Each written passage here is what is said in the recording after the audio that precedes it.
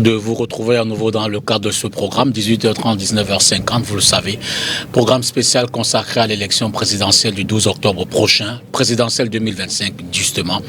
3 invités ce soir, le thème médias et présidentielle, informer, influencer ou manipuler. Nous interrogerons la neutralité, la responsabilité et parfois même la puissance de feu des journalistes et des organes de presse dans la dynamique électorale actuelle. 3 voix fortes seront avec nous ce soir. Je dis d'abord bonsoir à Aloïs Onana, journaliste. Merci, cher confrère. Bonsoir, député. Bonsoir aux co-discutants. Bonsoir à ceux qui nous suivent. Je dis bonsoir à Paul Mayel, journaliste engagé aux côtés de Maître Akere Mouna, candidat à l'élection présidentielle du 12 octobre prochain. Bonsoir Dipita, bonsoir à mes companélistes et bonsoir à vos très nombreux téléspectateurs. Je tiens toujours à faire cette petite précision, je ne suis plus journaliste au sens journalistique du terme. Aujourd'hui je suis un communicant, je dirige un cabinet de communication et comme vous l'avez dit, je travaille aux côtés d'un candidat engagé à l'élection présidentielle. Je crois que vous avez checké parce que j'ai dit engagé aux côtés de... Non, je suis toujours engagé aux côtés d'Akere Mouna auprès duquel j'assume 3 fonctions qui sont clés. Je suis son conseiller spécial, je suis son directeur de la communication et je suis son porte-parole. Vous nous faites peur, le doigt? Rien de grave. D'accord, ça nous rassure. Merci vraiment de l'amitié que vous nous faites. Merci. À travers votre présence ce soir. Enfin, André Luther-Meka, bonsoir. Bonsoir et merci d'être invité à cette émission. Vous porterez la voix du RDPC à nos côtés ce soir.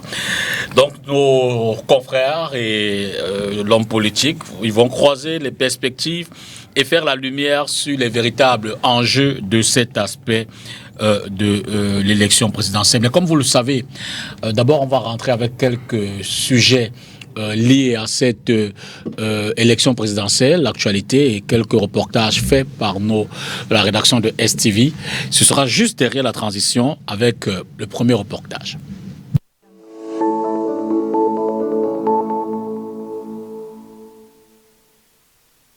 Au centre des négociations entre le MRC et le MANIDEM, le coordonnateur de l'Alliance pour le changement, Jean-Michel Nintu, est revenu sur les différentes étapes ayant abouti à la candidature de Maurice Kamto. L'investiture accordée par le MANIDEM au professeur Maurice Kamto, aujourd'hui portée à la connaissance du grand public, est le fruit de très longues discussions menées très discrètement par des équipes de patriotes nationalistes. Le MLC a eu l'humilité d'aller vers le MANIDEM. Le MANIDEM a eu l'humilité d'aller à sa rencontre. Et tout cela s'est fait au nom de l'ouverture républicaine et de l'intérêt supérieur de notre peuple. J'ai l'honneur et le bonheur de vous révéler ici que, contrairement aux honteuses supputations d'un membre du gouvernement, par ailleurs secrétaire général adjoint du parti au pouvoir aux abois, l'entente politique entre le professeur Maurice Kamto et le MANIDEM n'a jamais porté sur des questions financières ni été motivée par un quelconque avantage matériel au profit du président Anissé Ekane ou de son parti, le MANIDEM. L'ancien président du MRC s'est exprimé sur quelques interrogations de la presse autour de cette investiture. Après l'élection présidentielle de 2025, vais-je continuer avec le MANIDEM ou rejoindre le MRC? On avisera. Et avez-vous notifié votre démission aux autorités compétentes? Je ne sais pas quelles sont les autorités compétentes en matière de démission d'un parti politique. Qu'adviendrait-il si on rejetait ma candidature? Je crois que d'abord il faut laisser les instances compétentes examiner tranquillement les candidats des uns et des autres. Mais moi je ne suis pas de ces élèves ou étudiants qui vont à un examen en prédisant leur propre échec. Donc, souffrez que je vous dise que ma candidature sera validée. Pour le collectif, l'ambition à travers cette alliance est d'offrir une solution capable de mettre fin au drame sans fin qu'est le gouvernement du Cameroun colonial, puis néocolonial. Nous y répondrons au fur et à mesure que l'initiative progressera. Et n'oubliez pas qu'il s'agit d'êtres humains. Il faut être patient, tolérant, compréhensif, de sorte que dans les prochaines semaines, les programmes en fusion dessinent clairement ce que sera le Cameroun après le 12 octobre 2025. Les nouveaux alliés disent garder les portes ouvertes à de nouveaux partenaires. Avant la convocation du corps électoral le 11 juillet dernier, comment ces partis politiques, ou du moins certains, se sont mobilisés en attendant l'heure fatidique? Orient Donkang essaie de répondre à la question. Nul doute, avec 369 partis politiques légalisés, la scène politique camerounaise est foisonnante. Force est de constater que certaines formations politiques se distinguent nettement sur le terrain. Le Rassemblement démocratique du peuple camerounais, en mobilisation des troupes à travers tournées régionales, présence effective et palpable des militants dans les 4 coins du pays, il ne serait pas superflu de dire que c'est un mastodonte et que la machine est plutôt bien huilée. En face du parti au pouvoir, l'on a l'opposition. Sans classification particulière, le Social Democratic Front, opposant historique, reste très présent bien que l'arbre perde ou ait perdu quelques feuilles au fil du temps et des scrutins. Le Parti camerounais pour la réconciliation nationale, PCRN, ces dernières années n'auront pas été de tout repos. Entre interdictions administratives, procès entre la nounou et la maman, la paternité de ce parti politique a donné des sueurs froides à ceux qui entendent briguer à la magistrature suprême sous sa bannière. Le mouvement pour la renaissance du Cameroun, deuxième lors de la dernière élection présidentielle, n'a pas d'élus locaux. Les dirigeants ont décidé en 2020 de ne pas participer au double scrutin législatif et municipal, pourtant crucial pour l'échéance de 2025. Aujourd'hui, le déploiement se poursuit par la coalition APC pour consolider une solide base de soutien. L'Union des populations du Cameroun, engluée entre guerre de paternité et soutien au parti au pouvoir, ce sont les militants qui feront le choix avant les électeurs. À côté du parti Univers ou du MDR, l'on a le PADEC, l'UNDP, le FSNC. Si ces partis politiques étaient connus pour leur alliance avec le RDPC, la récente séparation faite par les deux derniers, c'est-à-dire l'UNDP et le FSNC, remet les cartes sur la table. La campagne électorale est encore dans les starting blocks. L'on peut toutefois relever un déploiement des forces politiques en dents de scie sur le terrain. Si certains sont en permanence visibles, force est de constater que ce sont les échéances électorales qui font sortir d'autres des tiroirs. Venons dans cette légère rubrique qui nous permet de revisiter un peu les élections telles qu'elles se sont déroulées depuis le retour au multipartisme. La semaine dernière, le régional et l'électoral Serge Bourdon-Otia nous a renseigné sur un certain nombre d'articles concernant le code électoral. Dès ce lundi, on entame avec Henriette Ekoué le contexte dans lequel les élections de 92, 97, 2004, 2011 et 2018 se sont déroulées sous le prisme évidemment de son analyse et de son commentaire. Ce soir, flash sur 1992. Henriette Ekoué. Le fait marquant de 92, l'opposition attendait tellement les élections, l'opposition est sortie massivement. Je dis bien massivement. Même les gens qui étaient des grabataires sont venus voter. C'est ça la nouveauté de 92. Quand on sort de cette élection, les présidents des principaux partis, l'UPC n'était pas là, bien sûr.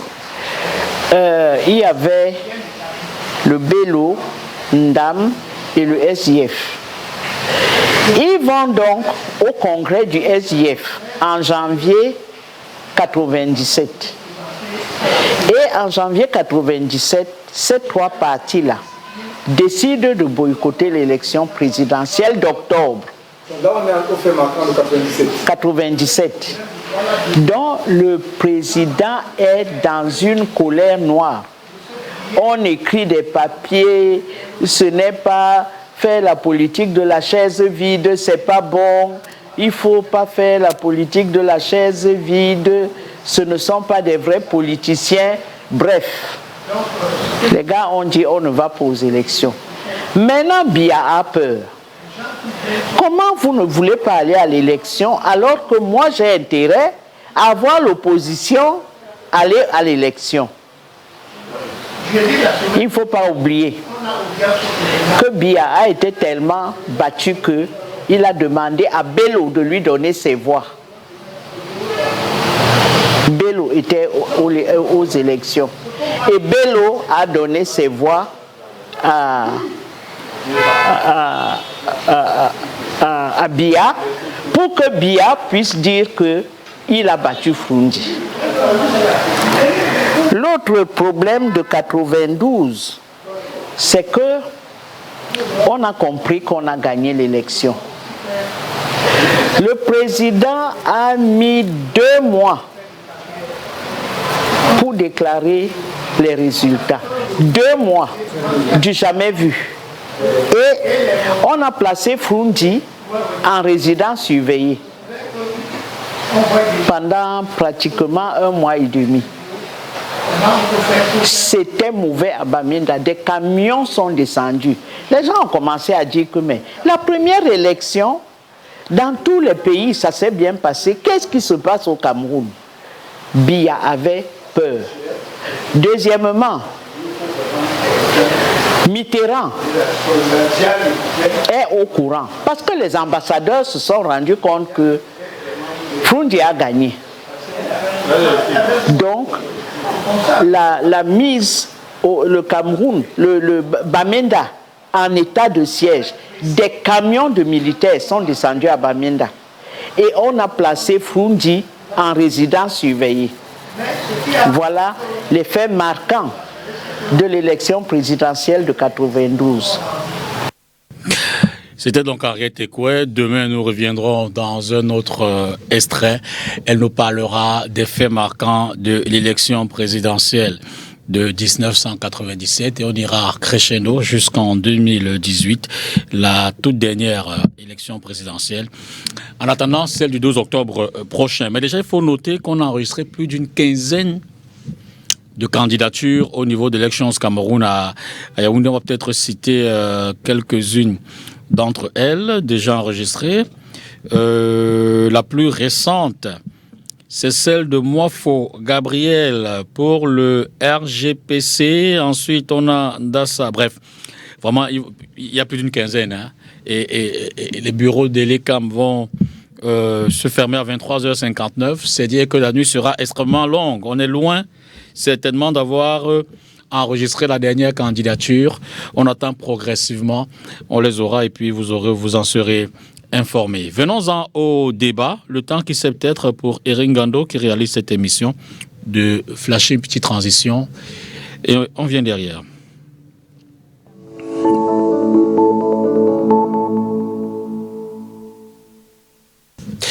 Première question, chers amis, dans l'ambiance, avant le thème.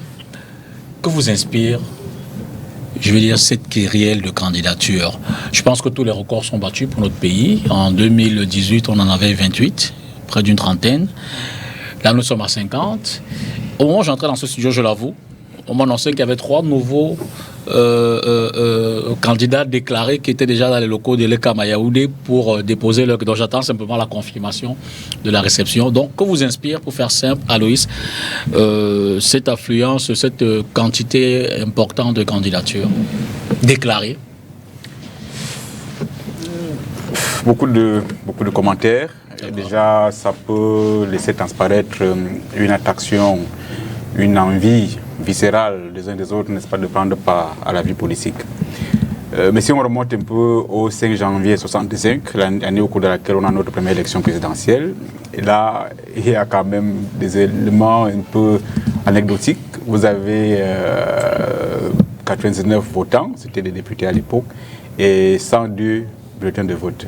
Regardez un peu bien la différence, 199 votants, et puis dans l'une où il y avait 102 bulletins de vote. Ça, c'est des faits historiques relatés par les historiens. Alors maintenant, si on est passé de 65, 75, 70, 75, 84, avec l'élection présidentielle anticipée, parce qu'il était question de faire asseoir le pouvoir de Paul Biya, on revient en 88, 92, 97, 2004, 2011, 2018.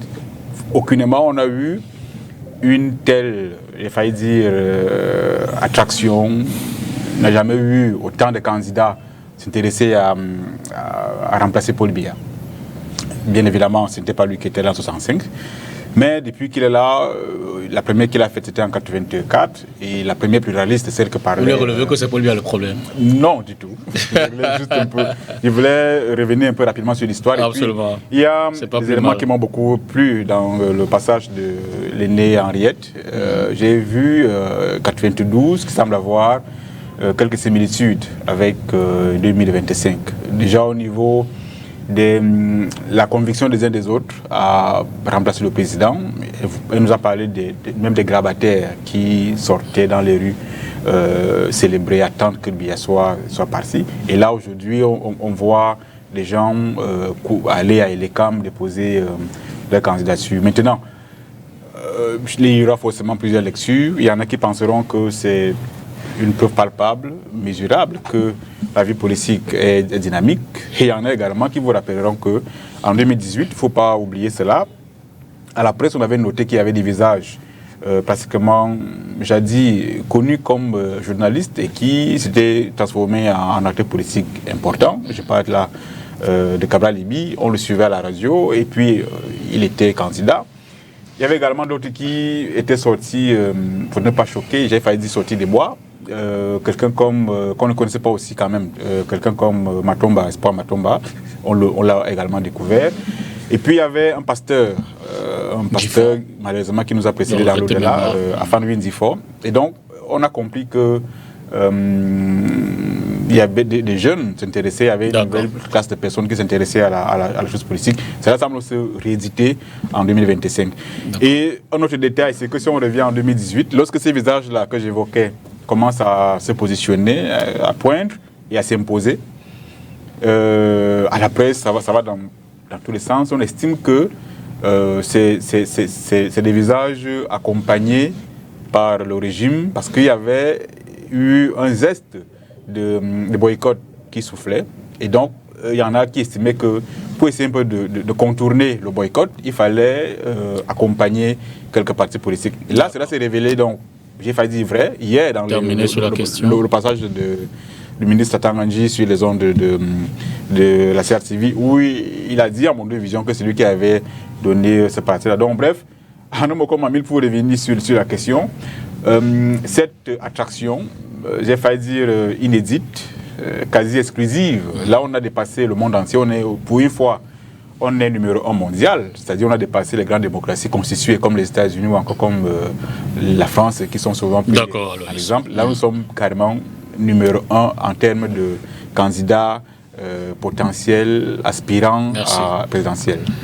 André Luther, ce que vous inspire ces candidatures déclarées, j'en ajoute, seulement 2 femmes sur les 50. Disons que la première lecture que je fais est une lecture politique. C'est la politisation de la société camerounaise qui se matérialise par la politisation du fait social en fait politique. C'est-à-dire qu'aujourd'hui, tout ce qui se manifeste dans la société, que ce soit les problèmes sociaux, que ce soit les problèmes physiologiques, tout cela est assimilé à la politique. Et notamment, cette politisation des faits sociaux fait en sorte que la société camerounaise est extrêmement politisée et les gens essayent, n'est-ce pas, d'aller vers la politique pour pouvoir s'exprimer. L'autre point d'analyse est la pluralité des idées. Et cette pluralité des idées foisonne dans les médias, foisonne dans les réseaux sociaux, qui fait en sorte qu'aujourd'hui la politique est devenue banalisée. C'est-à-dire que c'est tout le monde qui estime qu'il a un mot à dire, c'est tout le monde qui estime qu'il est leader, c'est tout le monde qui estime qu'il peut véhiculer une idéologie.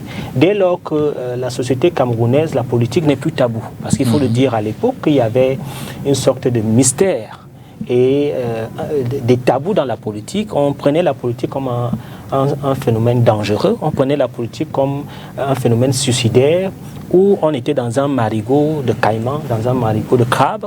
Aujourd'hui, je crois que cette société s'est un peu étendue, s'est élargie, grâce, n'est-ce pas, aux lois et grâce aussi à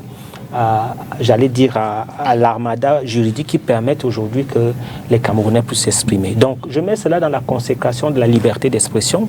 Je mets cela dans la consécration de la politisation de la société et notamment aussi la démocratie, parce qu'il faut dire aujourd'hui que tous les jeunes qui concourent au suffrage universel, tous les jeunes qui sont députés aujourd'hui, tous les jeunes qui sont maires aujourd'hui, tout le fleuron politique qui s'exprime, qui libère les énergies dans les médias, cela attire certainement, n'est-ce pas, les jeunes, cela attire les Camerounais de pouvoir, n'est-ce pas, participer à la vie politique. Pour moi, je peux le dire, c'est sous le sceau, n'est-ce pas, de la démocratie qu'a installé son Excellence le président Paul Biya.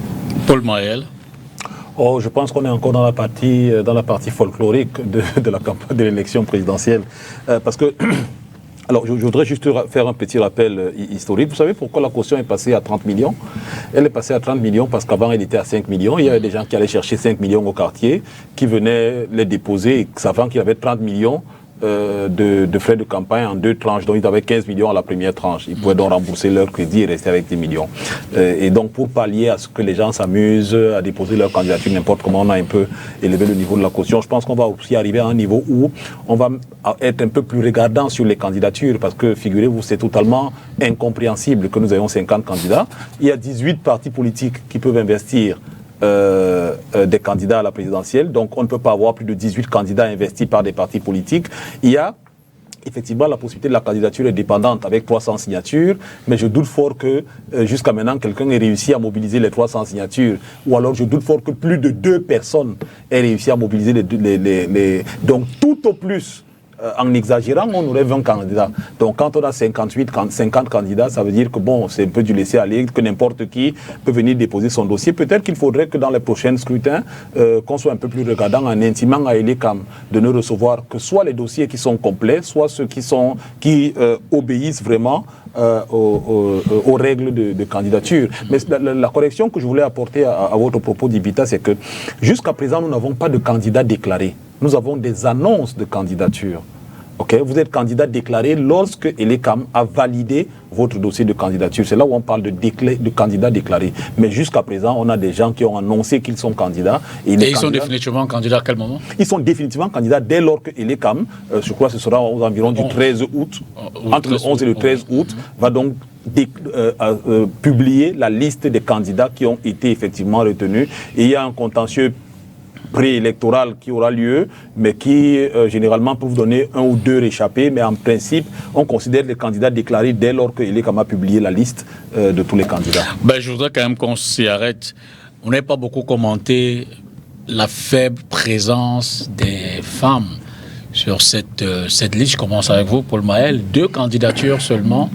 Une candidate indépendante et puis Tomaino Ndamjoya pour l'UDC qui est candidate aussi sur 50, sur plus d'une 50aine de candidatures. Mais écoutez, je pense que les femmes, je suis le premier à le déplorer, la faible mobilisation, la faible représentativité des femmes sur la scène politique, mais elle est aussi liée à un certain nombre de conjonctures, notamment des pesanteurs sociologiques et culturelle. Vous savez que nous sommes dans un environnement où un peu misogyne, n'ayons pas peur de le dire, où les femmes sont généralement reléguées à des tâches ménagères. Et même dans les partis politiques, regardez à quoi on renvoie généralement les femmes. On les renvoie à des tâches d'animation, de ceci. Très rarement, vous voyez les femmes dans des positions décisionnelles dans les structures politiques. Et j'en profite d'ailleurs pour dire tout le respect que j'ai pour une dame comme Tomaino Ndamjoya, pour les dames comme Alice Sadio avec qui j'ai travaillé, Abiba Issa de l'UPC, Kawala, ces femmes-là qui prennent le lead en politique, elles sont rares. Et ajouter à ça que généralement les femmes ont une autre pesanteur, c'est la pesanteur du foyer. Elles sont mariées, le mari, la belle famille. Oh, mais pourquoi tu laisses ta femme faire ceci? Il y a ce genre de pesanteur-là qui font que les femmes n'occupent pas. Pourtant, je pense que, intimement, moi, pour avoir travaillé avec des femmes sur plusieurs aspects de ma carrière, les femmes, j'ai l'impression qu'elles apporteraient un souffle nouveau, elles apporteraient quelque chose de meilleur dans la gestion de la politique, dans la façon de faire la politique que les hommes. Donc il serait intéressant qu'on leur donne un peu plus de place, à mon avis. André Luther. Non, disons qu'il y a des femmes qui se sont manifestées dans la politique. Vous avez eu, je crois, Mme Eteki, qui avait été candidate. La toute première d'ailleurs, dans les années 90, à l'élection de 92 présidentielle. J'étais très marqué par sa candidature. D'ailleurs, elle avait un PhD en sciences politiques, si je ne me trompe pas. Il y a également Mme Esther Ndang qui a été candidate. Et je crois que les femmes comme les Kawala ont voulu, n'est-ce pas? Mais sans t'interrompre, André Luther, tu te souviens effectivement pourquoi elle a désisté, Esther Ndang, à la présidentielle de 2018, je crois. Non, bien avant 2018, peut-être 2011. 2011, quelque chose comme ça. Elle avait déclaré avoir été victime de menaces, de plein de choses qui l'ont poussé finalement à désister. Du moins, en politique, on ne considère pas beaucoup un certain nombre de faits parce que tout est politique. À la fin, ça a beaucoup de manipulation aussi. Mais je crois qu'elle avait déclaré sa candidature dans un parti politique. Il y a eu également, j'ai parlé de Mme Eteki. Mais qu'est-ce qui fait... Elle était candidate, à l'élection présidentielle du 9 octobre 2011, effectivement. D'accord. Donc, ce qui peut faire problème aujourd'hui, c'est qu'il y a beaucoup de...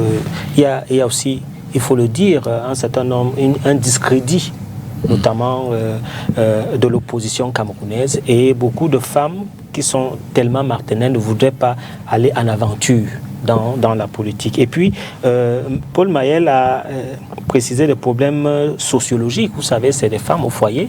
Et parfois, il y a aussi un certain nombre de problèmes. Lorsque vous venez prendre le leadership, on se demande, est-ce que c'est une femme qui va commander au Cameroun? Est-ce que c'est une femme qui va commander les hommes? Ce genre de particularités et de spécificités sont dans les sociétés camerounaises. Mais je crois que les femmes devraient aussi se manifester. Parce que dès lors qu'il y a déjà une journée internationale de la femme, il faudrait que les femmes puissent aussi démontrer que sur le plan politique, elles peuvent également avoir leur mot à dire. Aloïs. Le constat est palpable. Il est sous nos yeux. Tout le monde voit que les listes, je vous dis, les candidatures s'amoncellent et nous n'avons que deux femmes. Sans doute, il y a des pesanteurs socio-anthropologiques qui ne sont pas exclusives au Cameroun. Je vous souviens que même dans d'autres démocraties, les femmes aspiraient à la fonction suprême, ça ne coupe pas les rues. Et donc, elles sont encore très mal vues pour certains. En vérité, moi je pense que il faut un peu casser ce plafond de verre et rappeler que au niveau des entreprises, celles qui sont gérées par les femmes très souvent le sont magnifiquement elles sont généralement bien gérées. Ça c'est ma conviction en moi. Et donc un pays étant semblable quelque peu à une entreprise, pourquoi pas, elle gagnerait peut-être à se bousculer et à intégrer et casser ce plafond-là.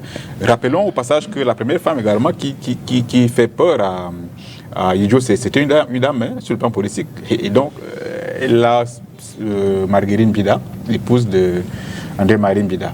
Et donc, elle aurait pu, je vous dis quoi, il y en a qui peuvent s'inspirer de ce passé-là et se positionner. Bon, maintenant, ça c'est l'histoire.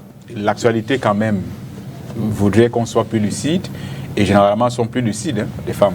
Elles sont généralement très lucides et savent précisément que le marigot politique actuel, est un marigot fait des caïmans, de serpents en bois. Bref, de tout ce qu'il y a comme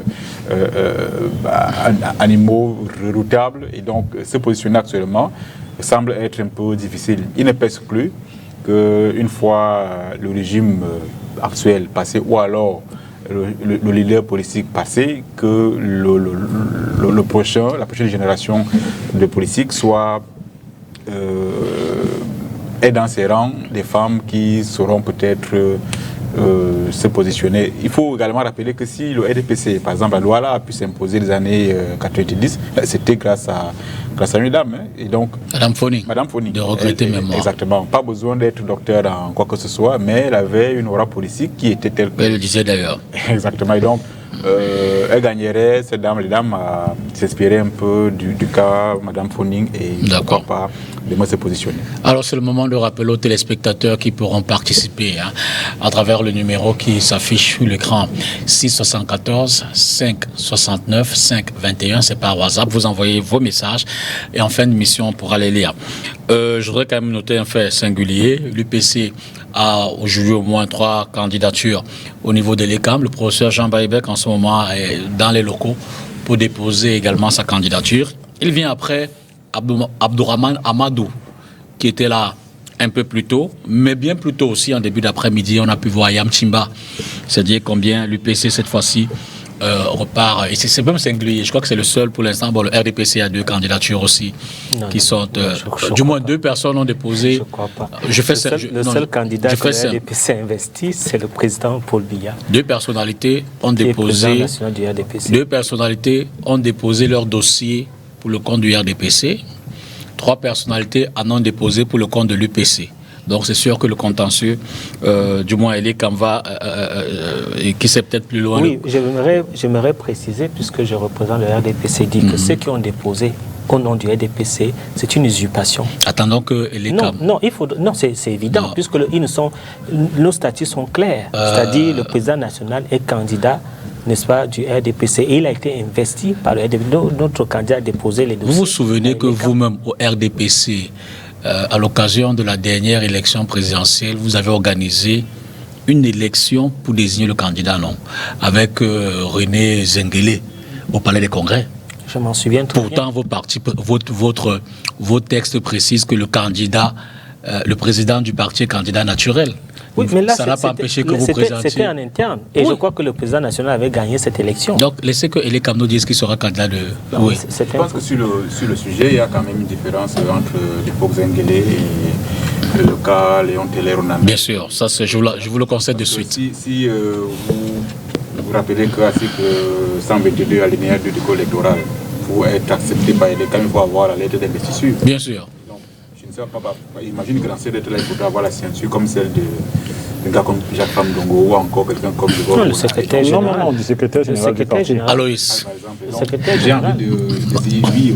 Aloïs, vous pouvez mettre la main sur le fait que... polémique où il n'y en a pas. Non, du tout. Moi, je suis sur un fait. Le président Paul Biya, André Luther, du RDPC. je parle d'un fait. 2 personnalités ont déposé leur dossier à Elecam sous le label ou alors pour être candidat du RDPC, oui ou non? C'est une usurpation. D'accord, oui ou non?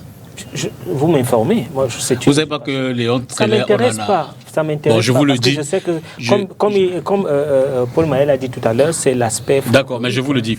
Cela dit, venons-en au thème. Je le rappelle, médias et présidentiels, informer, influencer ou manipuler. Chers messieurs, à l'observation générale, quand vous regardez le déploiement médiatique, qu'il soit dans les médias traditionnels, audiovisuels, presse écrite, ou dans les nouveaux médias, notamment numériques, première observation, qu'est-ce que ça vous inspire? Qu'est-ce que vous vous dites? André Luther. Disons, l'observation forte que je fais, c'est le journalisme militant, le journalisme idéologique, parce que nous avons constaté que le rôle du média, qui est d'informer, d'éduquer, de divertir, s'est travesti pour s'engluer dans le média idéologique. Qu'est-ce que j'entends par média idéologique? C'est ce média-là qui soutient une idéologie, notamment une idéologie qui concourt soit à la prise du pouvoir, soit à un certain nombre de pensées pour pouvoir impacter la société d'une manière ou d'une autre. Et c'est un peu désolant parce que le média doit être un média citoyen, il doit être un média impartial, un média qui donne l'information de façon neutre, qui permet à ce que les Camerounais puissent avoir l'information pour pouvoir... Vous savez qu'il y a aussi des médias engagés. Hein. Oui, c'est ce que je dis, c'est ce que j'appelle les médias idéologiques. Donc, mais dans des périodes aussi cruciales comme les élections, je crois qu'on doit faire la part des choses, c'est-à-dire permettre à ce que tous les candidats puissent s'exprimer, permettre à ce qu'il y ait l'équilibre de l'information pour que le téléspectateur qui regarde, qui suit l'information, qui consomme cette information puisse avoir, n'est-ce pas, une batterie d'indicateurs pour pouvoir choisir. Malheureusement, aujourd'hui, ce que je regarde, notamment dans les réseaux sociaux, dans les médias, et bien évidemment, moi je suis un militant, je suis partisan, je constate qu'il y a beaucoup plus les médias idéologiques. Paul Maël.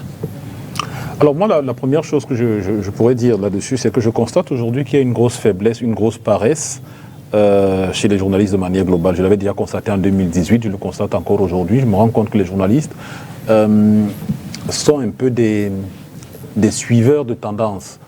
Et en s'appuyant justement sur les réseaux sociaux, c'est-à-dire que vous n'avez pas un traitement, jusqu'à présent je n'ai pas encore vu un traitement en profondeur de l'actualité pour ce qui concerne les élections. Ça c'est la première chose. La deuxième chose effectivement, c'est que vous regardez également, quand vous regardez toutes les chaînes, prenons le cas des télévisions, peut-être à l'exception de J'allais vous mettre l'arme sur la table. Je dis encore non, peut-être pas que nous ne sommes pas violents, c'était pour rire. Vous constatez que on viole le principe éthique qui veut que le traitement de l'information soit impartial. C'est-à-dire que vous avez un traitement qui est forcément orienté selon les accointances, notamment du patron du média. Quand vous regardez la CRTV, vous voyez très bien pour qui il roule. Quand vous regardez X ou Y chaîne, vous avez l'impression, je préfère rester à dire l'impression pour rester poli avec les confrères, vous avez l'impression effectivement qu'on a une tendance vers tel ou tel autre candidat. Donc ça, c'est vraiment dommage. Parce que ce qu'il faut dire, c'est que les médias ont 4 rôles principaux dans un scrutin comme celui-ci. D'abord, les médias jouent un rôle de surveillant. Parce que c'est les médias qui surveillent le déroulement du processus électoral et qui relèvent les irrégularités. Donc, si on avait des journalistes qui étaient allés interroger les camps pour leur dire, écoutez, on a 18 partis politiques, comment se fait-il qu'on ait 50 candidats? Est-ce que finalement, vous prenez des gens qui n'ont pas de dossier complet et tout ça, mais vous n'avez pas de gens qui traitent là-dessus. Les médias ont également le rôle d'espace de campagne. Ils offrent la possibilité aux candidats de présenter leur programme au public auquel ils s'adressent. C'est ça aujourd'hui en l'éditeur pour dire que... Et là, le traitement de l'information devrait être équitable.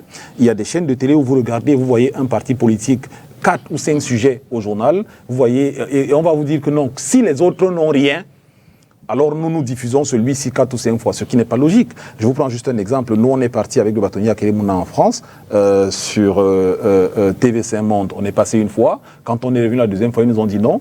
On a consacré un temps pour tous les partis politiques engagés à la présidentielle. Vous êtes déjà passé, vous repasserez quand nous aurons déjà pris tout le monde. Ils ne nous ont pas dit, mais puisque les autres ne sont pas venus et que vous êtes là, venez passer. Donc c'est là où on doit avoir un temps d'antenne réparti pour tout le monde. On dit, on a un journal qui parle de la présidentielle 2025, on fera un sujet par parti politique. C'est un sujet que le parti politique, mais vous n'allez pas dire que, bon, comme notre parti a eu de l'activité dans les 53 arrondissements, on va diviser les 53 reportages dans le journal. Et donc, il y a ça. Et l'autre chose aussi, c'est qu'il faut que les journalistes eux-mêmes se cultivent. Vous avez des journalistes aujourd'hui qui... quand vous accompagnez un candidat d'Ipita Tongo, je vous le dis, on est entre confrères ici, sur ce plateau, quand vous accompagnez un candidat, vous faites 5 plateaux, vous le préparez pour un seul plateau, c'est-à-dire que vous faites le media training pour un plateau, et sur les 5 autres plateaux, vous avez les mêmes questions. Et c'est des questions qui sont de plus en plus périphériques, superficielles, plates, qui suivent... Donc, et c'est là où je dis qu'il faut que les journalistes se cultivent. Ils se cultivent à travailler sur le candidat, à préparer le candidat, à se renseigner sur le candidat, plutôt qu'à... C'est là ma grosse désolation, en fait. D'accord. Vous avez répondu à la question déjà? Non, pas encore. Oui, de façon globale, votre analyse, ça c'est la question d'entrée. Sur le déploiement médiatique, tout support. Alors, déjà, je pense qu'il y a, à chaque élection qui arrive au Cameroun, il y a... les médias ont une toute façon particulière de traiter de l'actualité.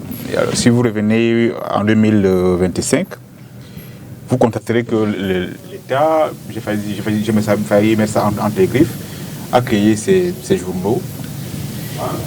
Il y a donc des journaux pro-gouvernement, il y a donc des médias, j'ai failli dire neutres, et d'autres que Luther appelait des médias idéologiques. Au niveau des médias qui sont perçus comme des médias pro-gouvernement, c'est ceux-là qui, justement, vont un peu dans la logique d'André Luther, qui ont pour mission première, depuis qu'on a convoqué le corps électoral, de discréditer les candidats, même s'ils sont encore déclarés, même s'ils ne sont pas encore officiellement retenus, et il y a déjà un type de presse qui a pris pour mission de saper un peu l'image de ces influenceurs politiques. Donc il y a ce type de médias. Il y en a à côté qui sont, j'ai failli dire, un peu plus sérieux, un peu plus déontologiquement appréciables, c'est-à-dire qui restent dans les normes du journalisme et qui prennent le temps de relayer un peu le programme de certains, parce qu'il y en a qui ont déjà fait diffuser leur programme et qui ont été justement repris par certains médias à l'instar du Messager ou encore de Mutation et bien d'autres encore qui sont intéressés à ce que ces acteurs-là produisent. Donc aujourd'hui on a un choc qui vient de part et d'autre, chacun tire comme il peut, et très souvent très peu sont ceux-là qui restent vraiment axés sur les normes journalistiquement acceptées. Il y a maintenant un autre larron, j'ai failli l'appeler comme ça, qui a aussi un rôle à jouer. C'est la blogosphère. C'est là qui estime que, aux côtés de la presse conventionnelle, ils ont leur mot à dire. C'est ceux qui ont pris le nom générique, qui sont appelés des influenceurs. Des influenceurs qui, très souvent, attirent beaucoup de monde, au point où on a le sentiment qu'ils sont plus influents que la presse ordinaire. Vous avez le nom, ils ont des pages très suivies. Alors maintenant, la différence entre ceux-là et la presse conventionnelle, et la presse, j'ai failli dire normale, la presse qui prend la peine de recouper une information, c'est justement que ces influenceurs reçoivent des données et n'ont pas moyen ou ne veulent pas recouper, se contentent juste de relayer ce qu'ils reçoivent ou ce qu'ils ont reçu. Maintenant, au niveau de la presse conventionnelle, elle prend la peine de vérifier, de regarder un peu ce que fait tel ou tel candidat déclaré. Et donc, voilà un peu le constat que j'ai fait depuis que ce vent de la démocratie, ce vent de la présidentielle a commencé à souffler. Je voudrais ajouter quelque chose à ce que la pertinence de Paul Mayel sur la surveillance, notamment le média qui est le chien de garde de la société. Effectivement, comme vous pouvez le constater, en période électorale, on a l'impression qu'il y a vraiment des journalistes qui survolent l'actualité. Par exemple, actuellement, lorsqu'on parle d'une enquête, il y a matière à moudre. Voilà, nous avons 50 candidats. Alors, aujourd'hui, on ne sait pas, est-ce que ces candidats ont des dossiers complets? Qui sont ces candidats? Qu'est-ce qui attire ces candidats? C'est le média qui devrait, n'est-ce pas, apporter cette expression. Dans des pays dont vous prenez un exemple, certainement qu'on aurait déjà dépouillé, déjà essoré quelques candidatures pour dire, bon, là, c'est un peu léger, c'est cela. Et même des enquêtes pour savoir d'où ils viennent et tout ça. Donc, pour dire qu'il y a quand même une certaine superficialité dans le traitement de l'information en période électorale. Mais il est vrai aussi que, quand je parlais des médias idéologiques, un média ne naît pas pour rien. Un média naît pour quelque chose. Et c'est là où intervient la ligne éditoriale. Et c'est pour ça que je salue mon professeur, le professeur Misset, qui m'a dit que l'information n'est pas neutre. L'information n'est pas désincarnée. L'information est imbibée d'idéologie, de teinte même de valeurs. Pour dire quoi? Pour dire que aujourd'hui, avec les contenus éditoriaux, avec les choix de traitement d'information, on est partisan quelque part. Mais en période électorale, on peut faire des efforts pour pouvoir mettre les principes journalistiques sur la table de façon qu'il y ait une équité dans le traitement de l'information et que cela puisse permettre aux téléspectateurs de pouvoir faire le choix. Et là, on a tiré à ce qu'on appelle le média citoyen, c'est-à-dire un média qui participe à la transformation du public pour pouvoir, n'est-ce pas, être des citoyens fiables. Mais ce que je veux dire, Dipita, si vous permettez, c'est qu'on évoque généralement la ligne éditoriale pour justifier qu'un journal, un organe de presse ou un journaliste aille à gauche ou aille à droite. D'abord, il faut que nous le disions clairement pour que nos téléspectateurs le comprennent. On n'a jamais demandé aux journalistes d'être neutres. La neutralité n'est pas possible. Dès lors qu'on est des humains, on a forcément une manière de voir les choses. Une manière de traiter un certain nombre de thèmes. Donc la ligne, on est sur le principe déontologique et éthique du journalisme, la pratique du journalisme qui a ses règles. Et ces règles sont clairement établies, que vous soyez en Chine, au Japon, au Venezuela ou au Cameroun. C'est les mêmes règles. C'est collecté, traité dans le traitement. Vous avez la vérification de l'information. Vous avez un certain nombre d'étapes qui conduisent à la diffusion, à l'équilibre de l'information, à la diffusion de l'information. Dès lors que vous sortez de ces principes éthiques et déontologiques, vous ne faites plus du journalisme. Vous faites ce que nous faisons, ce que nous on fait, la communication, qui est l'orientation de l'information. Parce que il faut dire une chose. Quand vous avez si je suis d'accord avec André Luther sur le fait qu'il y ait des organes de presse qui soient idéologiques, donc qui soient forcément plus liés à un camp qu'à un autre. Mais là, vous le faites savoir. C'est-à-dire que si j'ai en face de moi un journaliste de l'Action, je sais très bien à qui j'ai affaire. Vous voyez, vous le faites savoir, vous ne faites pas semblant comme certains de nos confrères. Moi, je vous dis, il y a des confrères qui sont sur les plateaux, qui sont dans les QG de partis politiques la nuit, et qui le soir sont en train d'interviewer les autres candidats, ce qui n'est pas logique. Quand vous êtes engagé politiquement, vous devez le faire savoir. Sinon, on tombe sous le régime de l'embuscade, et les journalistes ne tendent pas l'embuscade. Quand quelqu'un s'adresse à vous, il doit savoir que vous êtes journaliste. Et votre identité politique. Voilà, vous devez le dire. À défaut, on tombe sous le coup de la responsabilité où je dis, comme j'ai un penchant pour André Luther, tout ce qui va concerner André Luther pendant cette campagne, je ne couvre pas. Ouais. Comme quoi, on attend du journaliste qu'il soit objectif, mais pas nécessairement neutre. Je ne pense pas que la neutralité soit possible. La neutralité n'existe pas. La neutralité ne peut pas exister. D'accord. Parce qu'il y a une phrase que j'aime beaucoup qui disait, pour savoir où va un journal, sachez qui paye l'encre. La neutralité ne peut pas exister, mais je pense que le principe éthique et déontologique est le même, quel que soit le bord auquel on appartient. C'est à partir du moment où il y a violation de ce principe éthique et déontologique qu'il y a un problème. Vous gardez la parole, l'influence des médias sur l'opinion en période électorale. Mais elle est forte, elle est forte. Je vais vous dire, nous qui faisons de la communication politique, nous savons qu'il y a une relation indispensable entre les hommes politiques, donc entre le politique et les médias. Parce que le politique s'adresse à qui? Il s'adresse au public. Et le seul lien qu'il a avec le public, la seule façon de toucher le public, c'est les médias. Et là, je parle des médias, toutes catégories confondues, c'est-à-dire que radio, télé, presse écrite et aujourd'hui, la presse cybernétique. Donc, ces médias-là ont une grosse influence sur le processus des élections. Parce que les médias travaillent à quoi? Les médias vont permettre aujourd'hui que les candidats puissent dire ce qu'ils font. Et ça influence les choix des candidats. C'est pourquoi vous allez avoir quelqu'un qui va vous dire au début que moi je suis pour Dipita Tongo. Au milieu de la campagne, il vous dit non, finalement, je pense que André Luther a le bon choix parce que André Luther aura eu entre-temps une offensive communicationnelle qui a présenté un certain nombre d'atouts qu'on n'a pas vu chez vous. Donc les médias ont un rôle capital à jouer pendant le processus électoral. C'est pourquoi il est important que les médias, même quand ils sont d'un bord ou d'un autre, ce n'est pas logique que parce que vous êtes pour Dipita Tongo, votre télé passe du temps à casser le sucre sur le dos d'André Luther. Ce que vous devez faire si vous faites de la communication, c'est présenter les atouts de votre candidat. C'est vendre votre candidat, mais vous ne vendez pas votre candidat en cassant le sucre sur les autres. Absolument. Mais regardez les unes de certains journaux, bon, je suis gentil quand je les appelle les journaux, regardez la une de certains confrères. Vous voyez carrément, on tape sur tel candidat, regardez la cabale dont M. Chiroma a été victime ces 2 dernières semaines simplement parce qu'il a déclaré sa candidature. Ce n'est pas normal. Aloïs, la pression sur l'éthique journalistique? Alors, la pression, généralement, existe même en période non électorale, mais elle augmente encore un peu plus lorsqu'on est à la veille du présidentiel comme celle qui arrive.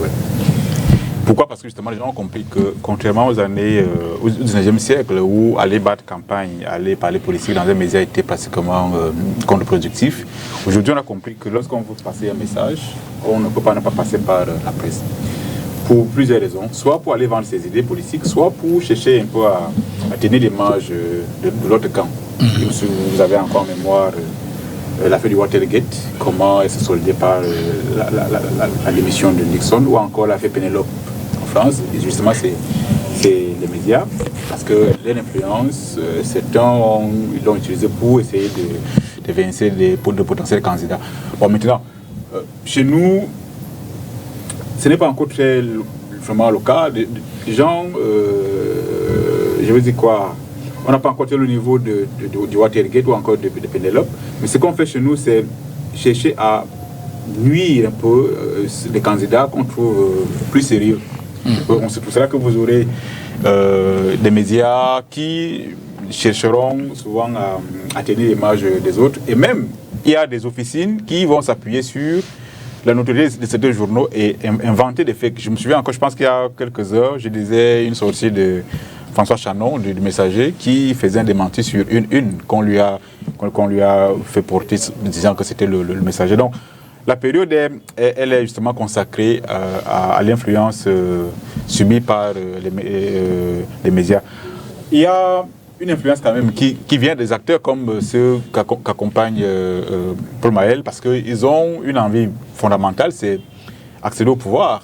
Et donc, comment est-ce qu'on peut le faire sans s'appuyer sur les médias? Ils ont donc l'obligation morale d'aller vers les médias de plusieurs manières. Il y en a qui peuvent aller sereinement présenter leur offre politique, leur innovation politique, mais il y a également qui vont vous aborder, pas forcément pour vous présenter leur programme politique, mais davantage pour chercher à vous corrompre, soit financièrement, matériellement, soit moralement. Il y en a également qui vont chercher à vous coopter, n'est-ce pas, vous amener dans leur équipe de campagne. Je ne sais plus combien de fois j'ai été sollicité par des candidats, pour que ça c'était longtemps avant qu'on ne soit à G 2025. Donc longtemps, il y en a qui regardent la télé, repèrent des visages, ils cherchent un peu à se faire des relations au niveau... Faites un clin d'œil à Paul Mahel. Bon. Et donc, l'influence, elle est réelle, et elle va encore grandir. Surtout que ceux qui sont à la télé, beaucoup plus, et à la radio. Pourquoi? Parce que notre univers est un univers un peu particulier. Les gens lisent très peu. Généralement, à la maison, avant, je ne lisais pas comme ça en public. Quand je voulais cacher un peu d'argent à la maison, je prenais tranquillement un livre, je mettais mon argent et puis je ne me cassais pas la tête. Alors, un jour, j'ai dit ça à la télé. On a compris qu'après désormais, si on veut avoir de l'argent, on passe dans des livres.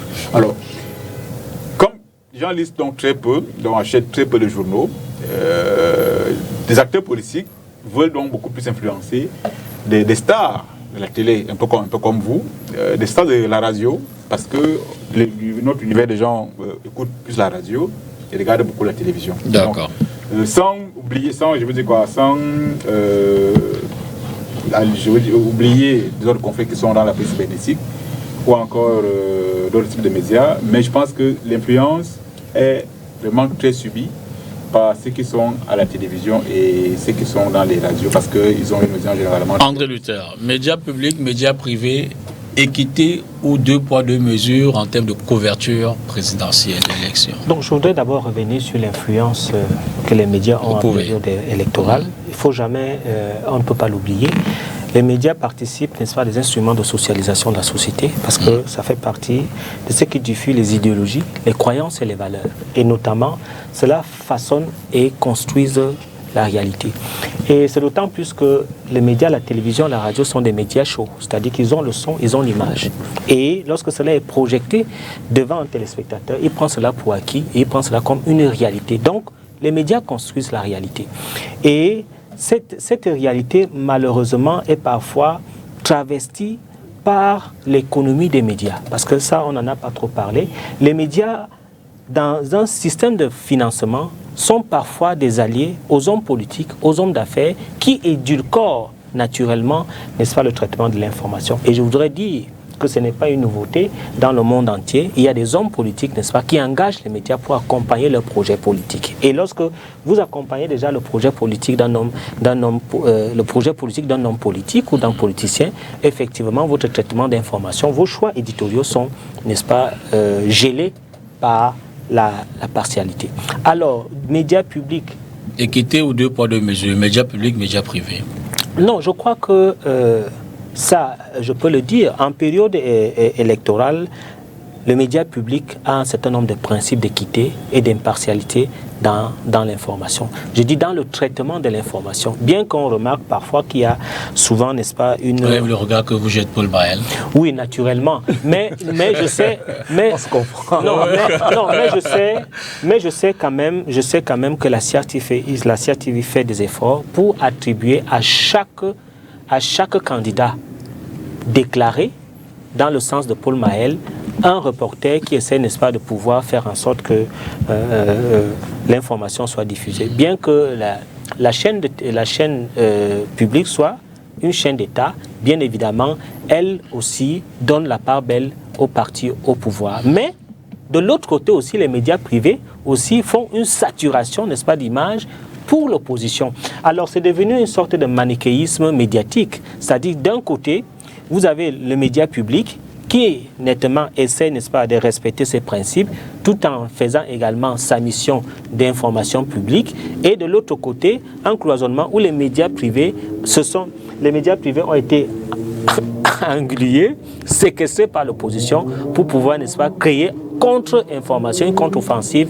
aux médias publics. Donc, je crois que c'est une scène médiatique qui entre un peu dans une guerre médiatique qui doit être aplanie aux élections pour qu'on essaie, n'est-ce pas, de mettre ces principes sur la table et que les médias puissent les suivre de façon équitable. Paul Maël, sur la question. Non, on ne doit pas essayer de mettre les principes sur la table. Les principes sont clairs. Quand en période électorale, on sait très bien que chaque parti a tel temps de parole, les principes sont clairs. Mais simplement, c'est qu'ils sont violés de part et d'autre, aussi bien par la presse privée que par la presse publique, mais surtout par la presse publique. Je vais vous prendre juste un exemple simple. 3 ou 4 candidats ont déposé leur dossier avant le président Biya à Elekam.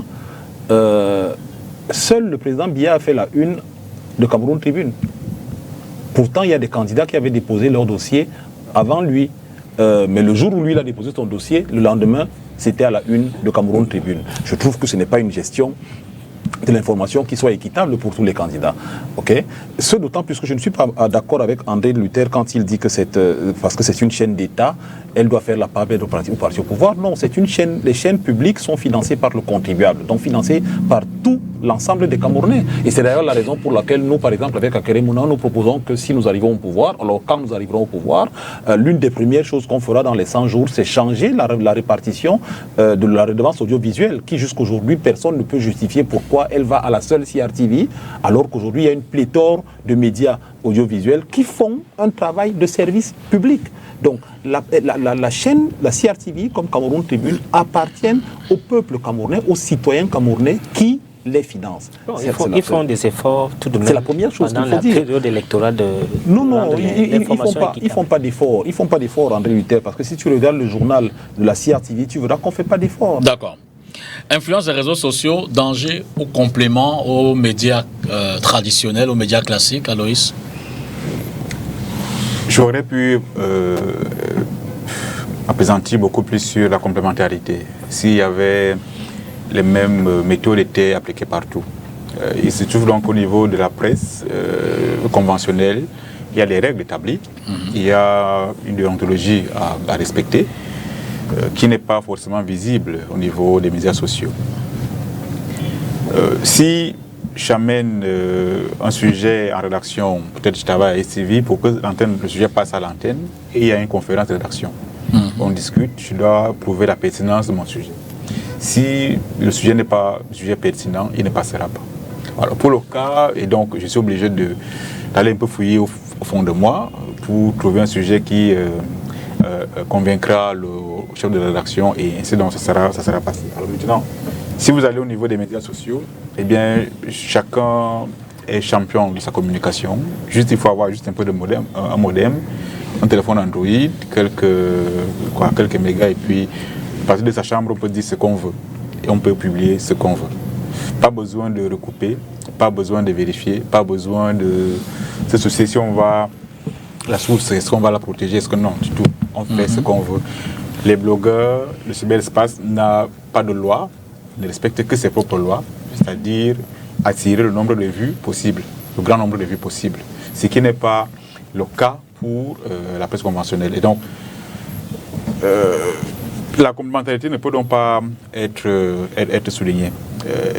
Ceci est d'autant plus vrai que lorsque les gens veulent s'informer, il y en a qui reçoivent forcément des informations dans leur téléphone, venant des influenceurs, mais lorsqu'il faut maintenant avoir l'authenticité ou alors la véracité des faits, qu'est-ce qu'ils font en soirée ou à tout moment, c'est d'aller sur les chaînes de télévision, les radios, écouter, si la presse en parle. Ça vient donc rehausser l'authenticité de l'information. Alors à partir du moment où la télévision n'en a pas parlé, il y en a qui vont sans doute absorber l'information, mais elles ne vont pas la digérer jusqu'au bout parce qu'ils auront compris que l'info n'est pas très vraie. Donc, il n'y a pas de complémentarité, il y a un peu de divergence.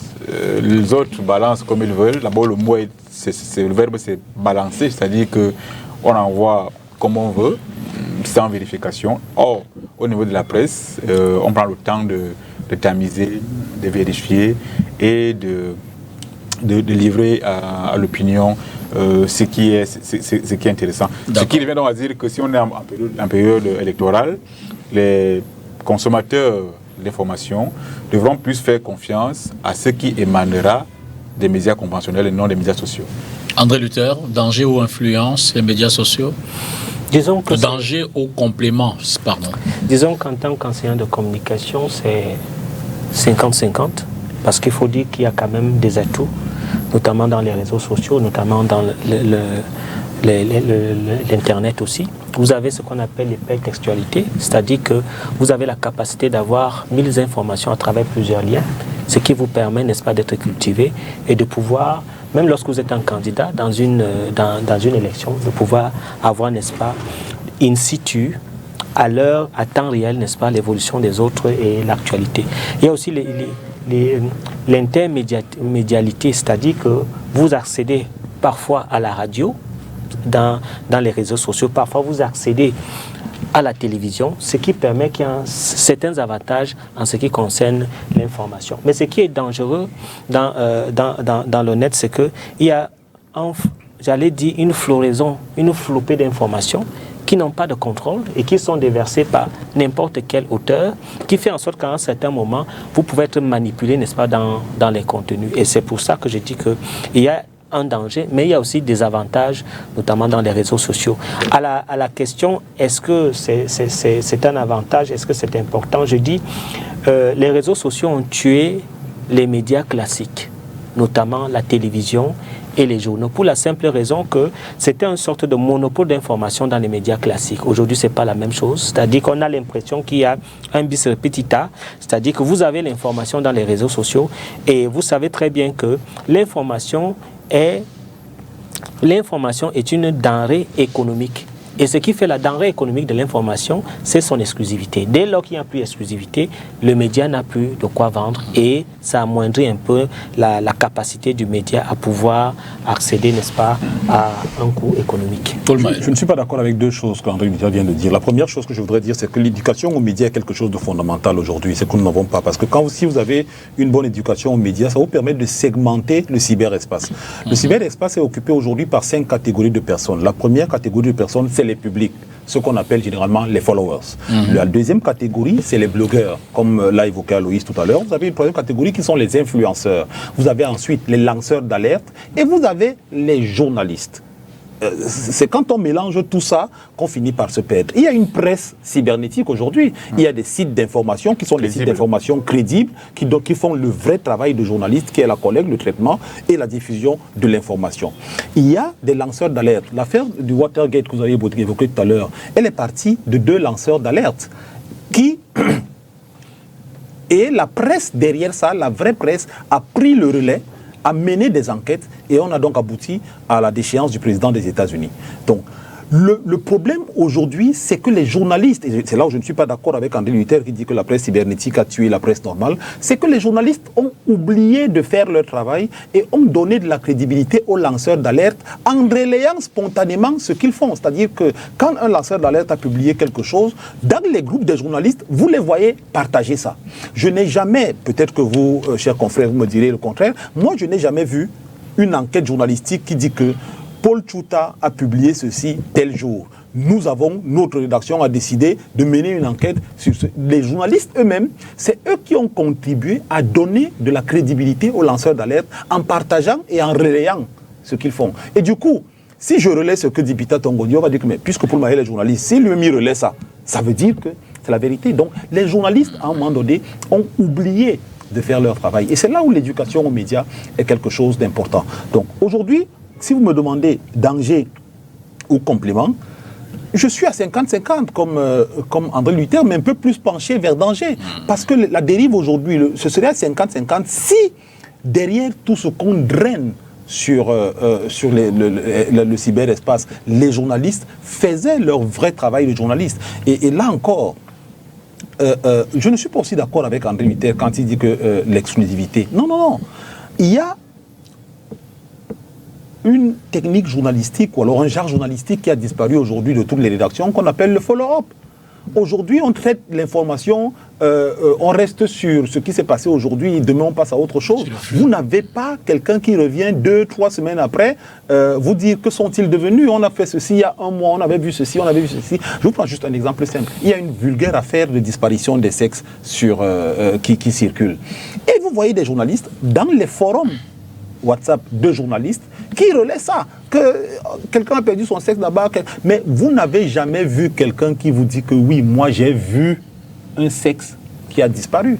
On n'a pas une vraie enquête dessus, parce que bon, on traite ça, on a arrêté quelqu'un aujourd'hui, on l'a bastonné, demain on passe à autre chose. On ne commet pas une équipe pour dire que bon, ok, vous prenez 2-3 semaines, allez véritablement nous enquêter sur cette affaire. Donc je pense que les médias sociaux aujourd'hui sont devenus un danger parce qu'une fois encore, les journalistes ont oublié quel est leur travail.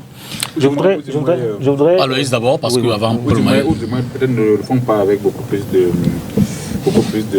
conviction ou beaucoup plus de présence. Parce que c'est quand même qu'au niveau du follow-up, il y en a qui, le fact-checking a commencé un peu. Annie Payet, par exemple, est une experte. Ou Annie Payet ou encore Projet Kamchan qui ont commencé à faire du fact-checking, c'est-à-dire si jamais un influenceur... Il faut expliquer les mots pour les téléspectateurs. Fact-checking, c'est la vérification des faits. Oui, je sais. Alors, ces deux-là ont commencé un peu à travailler là-dessus, mais c'est-à-dire que si jamais on a balancé une information quelque part, ils prennent le temps d'aller creuser et venir faire un peu le démenti ou venir équilibrer l'information. Maintenant, il y a un élément important que André avait soulevé sur le danger des médias sociaux. Je pense qu'on s'est un peu mal compris en vérité. C'est-à-dire les médias classiques ont plutôt créé des comptes, c'est-à-dire au niveau des médias sociaux, pour maximiser encore leur visibilité. Et donc, c'est beaucoup plus l'élément à rappeler. C'est-à-dire que pour ne pas rester à la traîne, ils ont plutôt cherché à créer des pages, question de ne pas seulement rester au niveau des... Oui, ils sont aussi en ligne. Ils sont aussi en ligne. Surtout qu'au niveau international, je pense que j'ai lu il y a 3 ans, 4 ans, où on a débauché un ancien directeur général du Le Monde pour aller à l'Express. Il avait pour mission d'aller augmenter les ventes au niveau des ventes en ligne. Sans oublier qu'il y a un autre ténor, quand même, Jeune Afrique, qui était hebdomadaire chez nous. Aujourd'hui, il est devenu mensuel et en ligne, il est quotidien. Donc, en nombre comme la presse locale également est en train de suivre. Maintenant, ce qu'il lui manque, c'est d'embrasser le genre majeur du journalisme en matière d'enquête qu'évoquait Paul Maël. On se limite uniquement généralement aux faits qui sont arrivés devant nous et on passe à autre chose. Et pourtant, on gagnerait à creuser. On est en pleine campagne présidentielle, les gens arrivent, forcément ils vont nous faire des propositions. On n'a pas encore eu le courage d'aller creuser un peu, ou d'aller du vernis qui est présenté derrière chaque candidat. Qu'est-ce qu'il est exactement?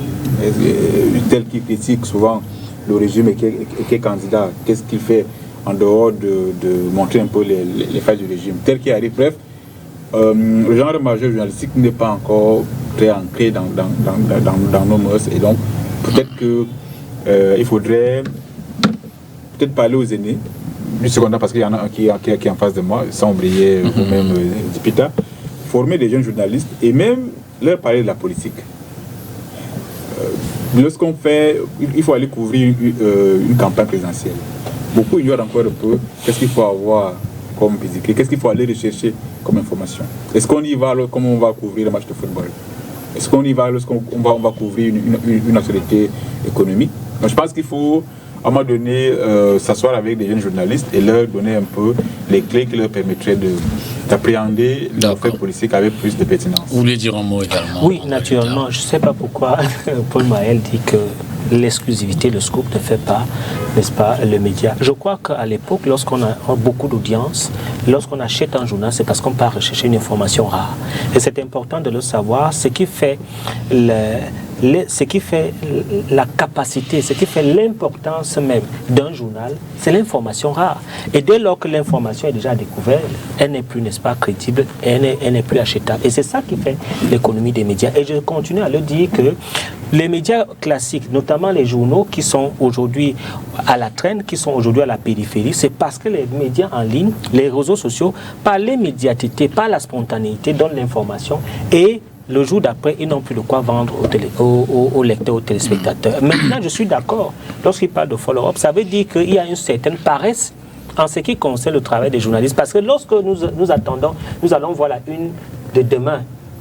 Par exemple, je prends un exemple, le président Paul a déposé sa candidature. Ça se dit là, dès qu'il dépose là, à l'instant T, je suis au courant. Maintenant, le journal de demain ne doit plus me donner la même information. Le journal de demain doit aller au-delà, n'est-ce pas, de le dépôt de la candidature. Et c'est ça qui fait problème. Et je crois que c'est un problème que les journalistes, les confrères doivent régler pour qu'ils apportent quelque chose de plus à ce qui est donné dans les réseaux sociaux. Et là, je suis d'accord en ce qui concerne le follow-up. Paul Mahel, où s'arrête le travail d'information, où commence la manipulation, qui fabrique les fausses nouvelles et pourquoi?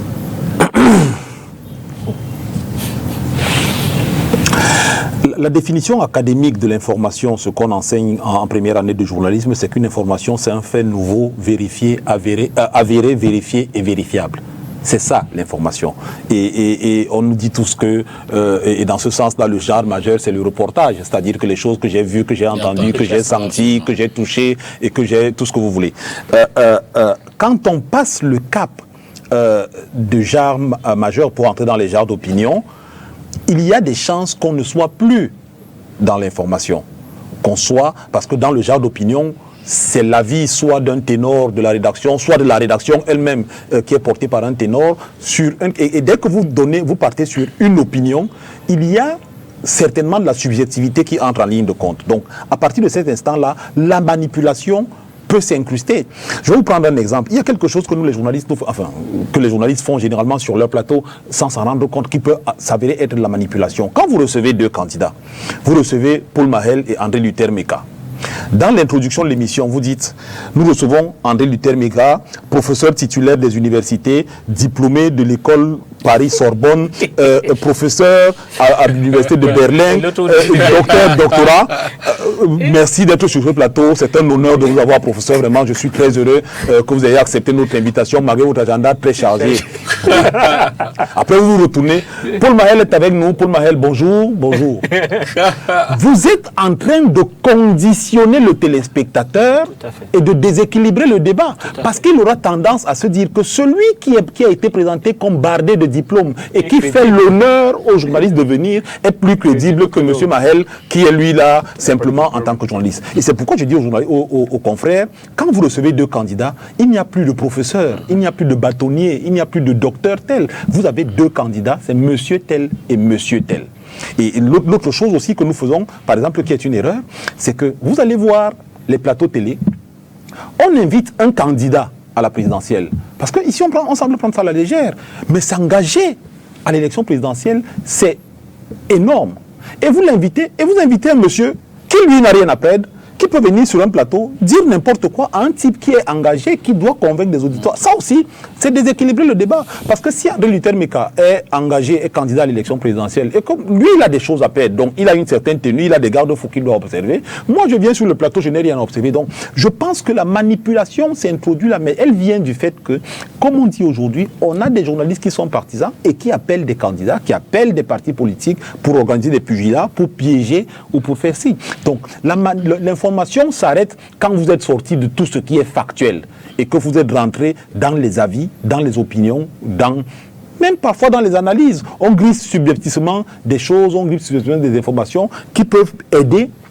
Parce que l'objectif, il faut savoir que l'information d'une manière ou d'une autre, comme la communication, a pour objectif principal d'influencer, surtout en période électorale, d'influencer le public, d'influencer les décisions que vont prendre les électeurs dans ce moment crucial là. Si je voulais vous faire une call, je vous aurais demandé de deviner en ce moment le nombre de candidats déclarés, du moins, des personnalités qui ont déposé leur dossier. 60 ?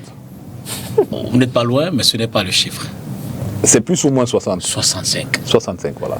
Déjà 65 dossiers déposés au niveau d'Elections Cameroun et la nuit n'est pas terminée. Il n'est que 19h46. Mais peut-être qu'après l'émission, vous et moi, on peut aller. Je vous y accompagne. Aloïs, sur la question, où s'arrête l'info, où commence la manip? Alors, justement, l'info en dehors de ce En quelques minutes, hein, il ne nous reste plus que 3 minutes. Ah bon, oui, ça va assez vite. Alors, on est sur 120, on n'a pas sur 2 heures. Ah, d'accord, super. Alors, oui, le fait socialement significatif, ça peut être une information qu'on va vérifier, en fait, collecter, traiter, bien diffuser. Donc tout cela est vérifié, recoupé pour que à la fin on n'ait pas à recevoir des droits de réponse. Ça, c'est le candidat s'est présenté, il vous a présenté son offre politique. C'est peut-être questionner un peu sa capacité à pouvoir vous construire l'autoroute Douala-Yaoundé en 6 mois. Est-ce qu'il en a les moyens? Bref, ça c'est des choses qu'on peut vérifier et qu'on peut mettre à l'actif d'une information. Maintenant, ça pas devenir de la manipulation ou de la propagande, à partir du moment où justement on sort de l'objectivité. On sort de l'objectivité et puis on verse totalement dans la propagande partie. Et donc là, du coup, on sera sorti carrément des normes. C'est vrai qu'il y en a qui se cachent derrière la fameuse ligne éditoriale. À tous, le rôle du CNC. André Luther, je commence avec vous, c'est la dernière question. Oui, malheureusement, je n'ai pas pu répondre. Vous pourrez dire un homme aussi. Hein. Oui, en fait, vraiment, je crois que Paul Mahel a tout dit. Il faut présenter les faits. Mais lorsque vous faites déjà l'analyse, lorsque vous faites déjà l'opinion, vous êtes dans la manipulation. Bon, en ce qui concerne le CNC, je crois que c'est la régulation. Mais il faut réguler. Et il faut réguler avec les textes. Et d'abord commencer par ce qu'on avait toujours dit, la sensibilisation. Parce qu'à travers la sensibilisation, on essaie d'inculquer un certain nombre de valeurs et on passe, n'est-ce pas, à la communication des répressions. Paul Mahel. Le rôle du CNC devient pour moi très effrayant aujourd'hui. Je vois des journalistes très frileux sur les plateaux et ça c'est inquiétant. C'est-à-dire que les journalistes aujourd'hui, parce qu'ils ont peur d'être suspendus par le CNC, sont devenus très frileux, brident les invités sur les plateaux, se brident eux-mêmes en s'interdisant de dire un certain nombre de choses et même contrôlent les invités parce qu'aujourd'hui vous pouvez être sanctionné parce que moi, Mahel, sur votre plateau, j'ai dit ceci. Je pense qu'il faut qu'on revienne, comme l'a dit André Luther, à la régulation et là-dessus, on peut faire toute une émission. Aloïs. Le CNC, justement, pour moi, au début, avait tout son rôle à jouer. Mais sauf qu'aujourd'hui, justement, les comme Paul Mahel l'a dit, il y en a qui hésitent aujourd'hui à inviter certains types d'invités.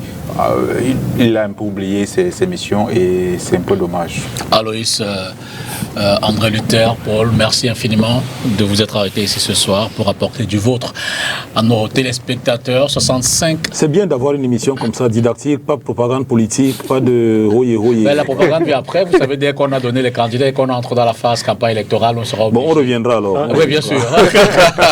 En attendant, je vous souhaite d'y être. Il y a le rendez-vous du mois d'août là pour à publier la liste définitive de tous les candidats. On en a 65 et c'est pas terminé. 23h59, ce sera le top fin. Je peux vous dire qu'on aura une dizaine de candidats. Je vous tiendrai au mot bien plus tard. Bonsoir, merci. Derrière, retrouvez Oriane Donquin et Oni Ladonnette pour le 20h bilingue sur cette antenne. Je vous retrouve demain, 18h30, 19h50 pour présidentielle 2025. Au revoir.